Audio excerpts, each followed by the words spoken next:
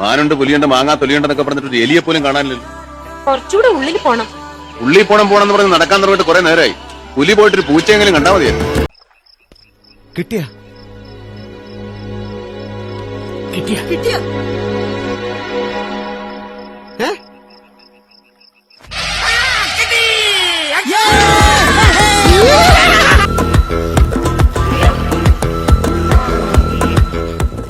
അയാൾ അങ്ങനെ ഒരാളാ. ചിലപ്പോ കാണും, ചിലപ്പോ കാണില്ല.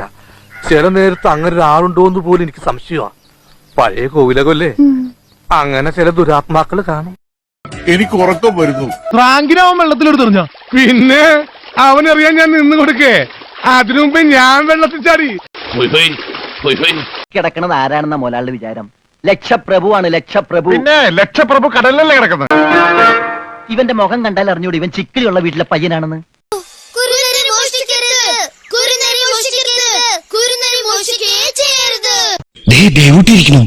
അതിന് നമുക്കെന്താണ് ഇരിക്കണത്? മമ്മൂറ്റൊന്നും അല്ലല്ല.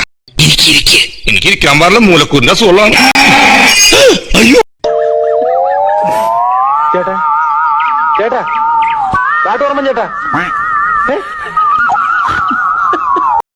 മിണ്ടാതിരിക്കാം, കുറച്ച് കഴിയുമ്പോ പോവുമായിരിക്കും. ഞാൻ പോകുന്നു. Bye bye.